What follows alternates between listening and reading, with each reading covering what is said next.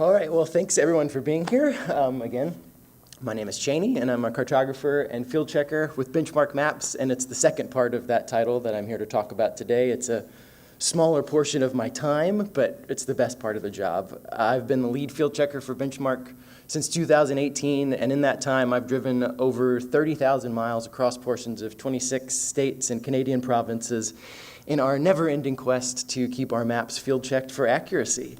We take great pride in the fact that we do field check and put it right there on the cover of all of our atlases. And if you're not familiar with Benchmark, this is our main product line, these road and recreation atlases. At their simplest form, the simplest explanation of these is the point is to get you to your recreation destination, whatever that may be, whether that is a campground or a trailhead, hunting access. When you're planning your trip at home and then navigating out in the field, we want you to get to where you need to be. And field checking is key to making sure that the map shows the information you need when you need it to show that. So today, we're just going to talk briefly about the field checking process, from the planning phase at home to the dusty days out in the field to returning home with stacks of maps and field sheets to review and mark up, just to give you an idea of what this process looks like for me and why we at Benchmark find it so valuable to the cartography that we do.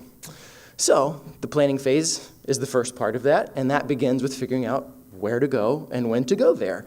You have to factor in the many and varied seasons of all the places we map. That includes the entirety of the American West, British Columbia, Baja California, Alaska, and the Southern Appalachians. Quite an array of climates and landscapes, lots of seasonality differences.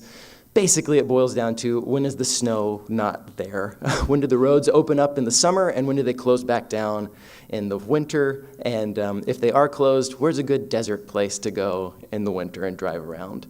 But it's not just seasonality that affects things, it's our production schedule as well. If an atlas recently went to print with a new edition, it's not a great candidate for a field check because it might be a little bit before any information that I find in the field actually makes its way into the next edition. Ideally, I get back from a trip and those updates enter into the new atlas, the new edition, which is very soon found on a bookshelf near you. So, once the area and the timeline is established, then it's the best part of the planning phase, picking out the more specific route. My goal in planning these is to identify the primary and secondary recreation destinations, places like national and state parks, national forests, BLM areas, wherever people are going to go play outside and you have a concentration of recreation POIs. I want to find those and connect them via secondary and tertiary roads. Stay off of interstates and big highways as much as possible. There's the back roads, the dirt roads, where the information that we're looking for is most often encountered, where cell service is weak, data can be harder to come by.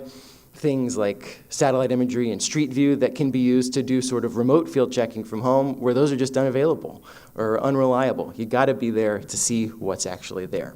So, figure out a place, start opening up the atlases. That's the next phase. I start paging through whichever atlases I'm going to be covering, looking for those interesting destinations and routes, and at the same time I've got Google's My Maps feature pulled up on a browser to help me see the entirety of the route, but also to get drive time estimates so that I don't make an overly ambitious trip, which I still do every time, but I'm shooting for like 4 or 5 hours of straight driving every day. That leaves plenty of time for stops, detours, side trips, and as we will see, there are plenty of those.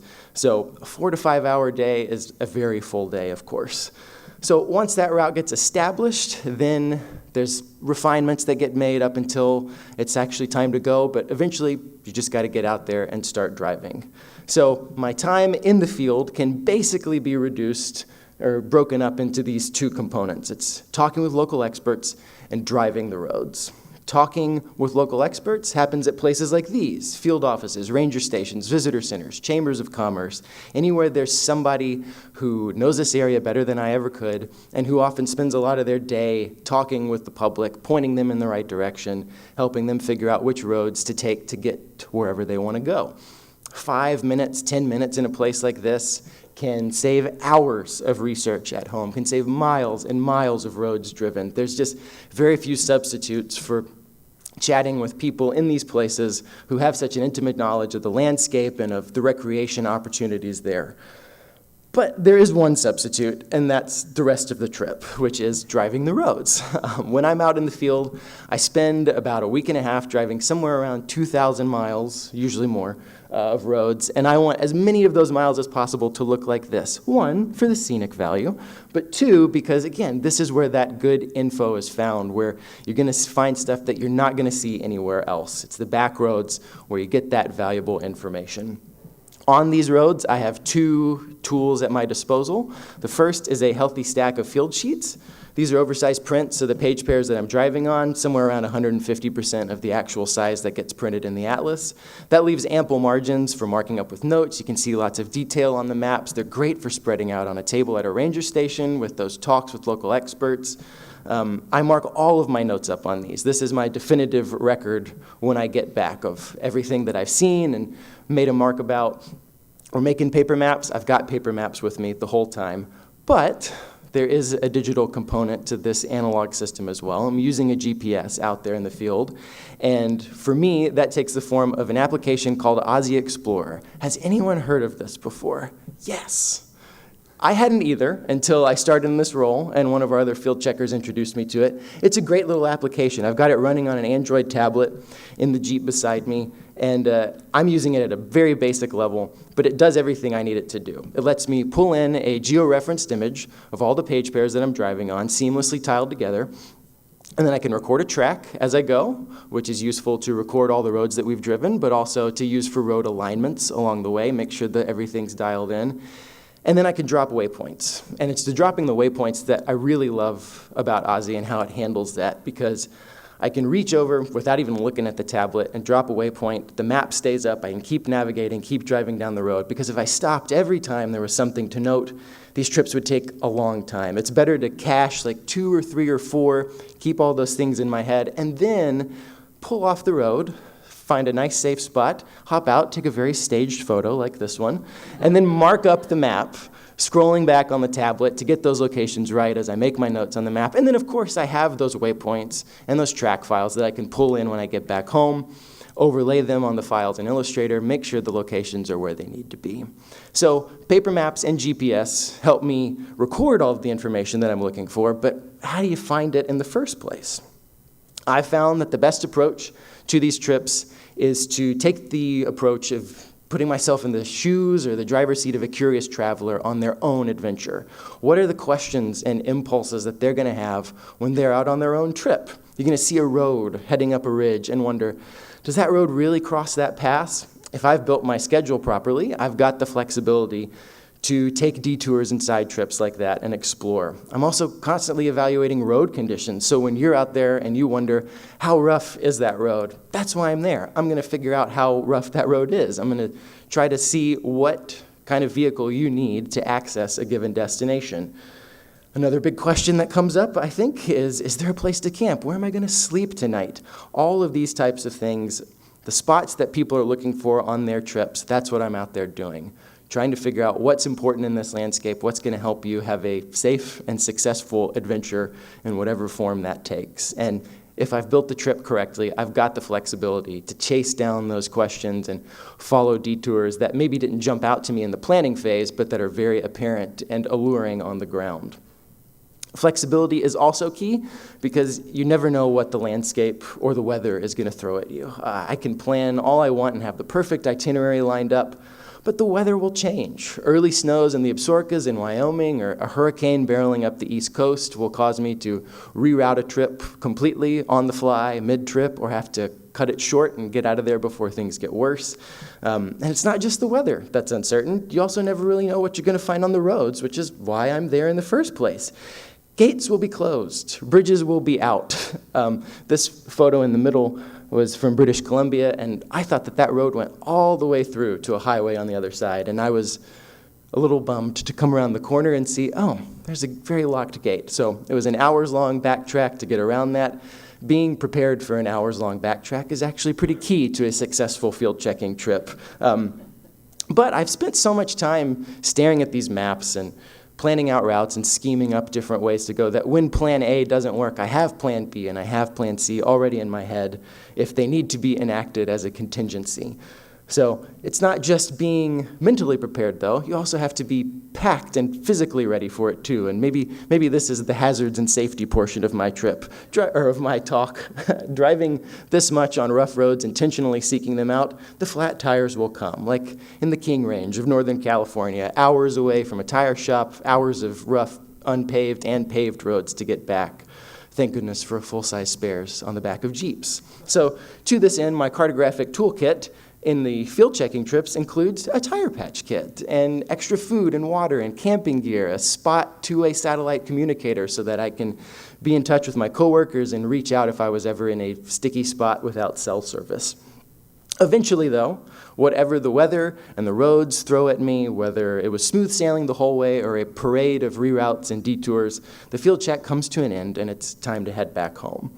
So post-trip, I end up in my garage with field sheets and loads of other maps and books and resources collected out in the field, and now they need sifting through. This process often takes as long as the trip itself, as you just work through page by page, comparing what we show to what I found and what other resources say about that area. Eventually, with a clean set of sheets marked up, those edits will get performed. New updates come in a new edition, and you can find it on a bookshelf in a bookstore or an outdoor store near you. So that is the briefest little overview of field checking that I can come up with. It really is key to our process, and every trip is productive, yielding valuable information and on-the-ground experience that informs and enhances the maps that we make. There's just so many things that you can't really know about an area unless you're there, unless you're on the ground with tires on those roads and boots on the trail. Things like where a road changes from a regular unpaved road that any car could drive, a sedan would handle just fine, to a pretty gnarly four-wheel drive, high-clearance route where you probably don't want to take your rental car down that way. Things like a new RV park that just opened up that is a great destination for people, but maybe it doesn't show up on other mapping services yet, and it should be added.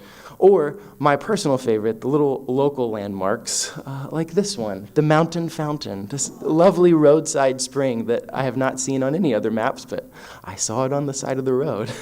Little touches like this enrich the more remote sections of the map and provide a reference point for people when they're out there navigating on their own trips. Little waysides, curious signs, whatever it may be. This is going to help somebody figure out where they are and where they're going on their own trip. And hopefully, it will also add a little extra touch of joy to that back road experience, showing you that, yeah, we drove this road too, and it was pretty great, and that water was cold and delicious. So if there's time left for questions, which I hope there is, I would be more than happy to answer a few, and thank you so much for listening.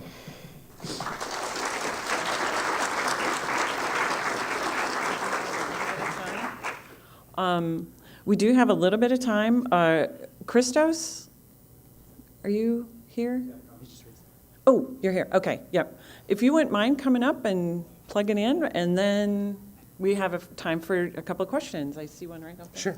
So I was at a conference last month, which had somebody from OpenStreetMap who was coordinating with like all trails and all of the off-road organizations that use your data set. And one of the problems they had is when people are marking up OpenStreetMap, they will mark illegal or undesirable trails on public land. Yes. Which is a really interesting problem I was aware of. How do you deal with it? Yeah, so the question is basically talking about like using other resources like all trails where people will put in trails that maybe don't really exist or that public land agencies don't really want to exist, and how do we deal with similar things like that. And that's where those local expert chats come in, talking with people and saying, like, what are the roads that you don't want people to go on? We want to work with the Forest Service and the BLM and the Park Service. We don't want to show social trails or roads to camping areas that they're really trying to like push people away from. We want to be good stewards of the landscapes with them, and so it is tough. I mean, using all trails too. I mean, we show trailheads and trying to make sure that we're not showing trailheads that are unofficial or that they really don't want people to go to. That's where those chats come in so handy, talking with the people who actually manage those areas. Sorry. Oh, Quickly. quickly. Sorry, I was just curious if you showed the video of yourself driving a little bit. Do you have video of you and tires together to sleep with that on? Yes. Yeah, so the question was with that video, do I have video of the whole trip? I do not. That would eat up a lot of card storage. I've thought about doing something like that before with like using a GoPro to just take images and kind of get our own street view, but I haven't implemented that. It would be a great idea, and maybe someday I'll figure out a way to do that. That's awesome. Thank you very much. Thank you.